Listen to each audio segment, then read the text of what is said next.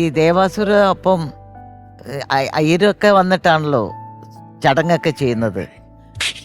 മേനോനേട്ടൻ പറഞ്ഞ എനിക്ക് ആരും ചേട്ടാ സീമ ചെയ്താൽ മതി, ഞാനാ പൂജ ചെയ്തത്. ഓ അങ്ങനെ നമ്മുടെ ഫ്ലാറ്റിൽ വെച്ചാണ് അന്ന് 2 ഫ്ലാറ്റിൽ നമ്മുടെ ഇത് ഇവിടെ മാലികപുരത്ത് ബ്രൗൺ സ്റ്റോൺ അപ്പാർട്ട്മെൻറ്റ്, അവിടെ വെച്ചാണ് MG രാധാകൃഷ്ണൻ, പ്രൊഫസർ അദ്ദേഹത്തിൻ്റെ സിസ്റ്റർ ഓമനക്കുട്ടി, അരുന്ധതി, MG ശ്രീകുമാർ എല്ലാം അവിടെ ഇരുന്നാണ് അതിൻ്റെ പാട്ടുകളെല്ലാം കമ്പോസ് ചെയ്യുന്നത്. അങ്ങനെ ഷൂട്ടിങ്ങിന് പോകുന്നു. അപ്പോൾ ഷൂട്ടിങ്ങിന് പോകാനായിട്ടെല്ലാം തയ്യാറായി. ഞാനും മോഹൻലാലും അവിടുന്ന് ട്രെയിനിൽ കയറും.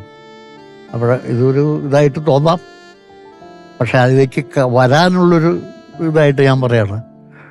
ഞാനും മോഹൻലാലും ട്രെയിനിൽ കയറുന്നു, മലബാർ എക്സ്പ്രസ്. അപ്പോൾ സീറ്റില്ല, സെക്കൻഡ് ക്ലാസ് AC, ഒരു സീറ്റേ കിട്ടുകയുള്ളൂ. അപ്പോൾ ഞങ്ങൾ 2 പേരും തല അങ്ങോട്ടും ഇങ്ങോട്ടും വെച്ച് കിടന്നുറങ്ങി ഒറ്റപ്പാലത്ത് ഇറങ്ങി. ഒറ്റപ്പാലത്ത് ഇറങ്ങിയപ്പോൾ ഞങ്ങൾ ലാല് കുറച്ച് മുമ്പേ പോകുന്നു, ഞാൻ പുറകെ പോകുന്നു. പിന്നെ 2-3 പോർട്ടേഴ്സ് വന്നിട്ട് എൻ്റെ അടുത്ത് ചോദിച്ചു, ഈ ലാൽ സാർ ഉറക്കത്തിൽ സംസാരിക്കുമല്ലേ എന്ന്. ആ അപ്പോൾ ഇത് കണ്ട് ലാൽ അവിടെ നിന്ന് ചോദിച്ചു, എന്താ ചേട്ടാ? അങ്ങനെ ഒന്നുമില്ല. പക്ഷെ സത്യത്തിൽ സംസാരിക്കുന്നത് ഞാനാണ് ഉറക്കത്തിൽ. അപ്പം അവർക്കറിയില്ല അത്. അവർ വിചാരിച്ചത് മോഹൻലാലായിരിക്കും. ഞാൻ ആന്നും പറഞ്ഞു കൊടുത്തു, ഞാൻ ഇന്നും സംസാരിക്കും ഉറക്കത്തിൽ, അതുകൊണ്ട് കള്ളന്മാർ വരില്ല, യാതൊരു പ്രശ്നമില്ല, എപ്പോഴും സംസാരിക്കും. അത് ഞങ്ങൾ ഷൂട്ടിങ് തുടങ്ങുന്നു. ഷൂട്ടിങ് തുടങ്ങാനായിരുന്നു. അപ്പോൾ ശശി പറഞ്ഞ മാതിരി എപ്പോഴും ഒരു വെളിച്ചപ്പാടിൻ്റെ രൂപമാണ് അദ്ദേഹത്തിന്. വന്ന് ഓക്കെ ക്ലൈമാക്സ് ഷൂട്ട് ചെയ്യാട്ടോ. ഞാനപ്പം ചെറുതുരുത്തി PWD മോഹൻ്റെ ഗസ്റ്റ് ഹൗസിൽ താമസിക്കുന്നത്.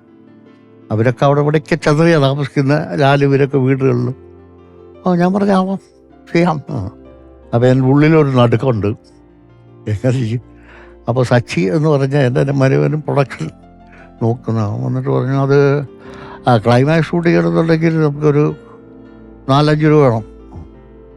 ഞാൻ ശരിയാക്കാം. ഞാൻ ഉടനെ ഡിസ്ട്രിബ്യൂഷൻ ഞാനാണല്ലോ, ആളുകൾക്ക് കുറച്ച് എൻ്റെ വിശ്വാസമുണ്ട്. തിയേറ്ററുകാരെ വിളിച്ചു. വിളിച്ച് പിറ്റേ ദിവസമായപ്പോഴേക്കും കാച്ചു വന്നു.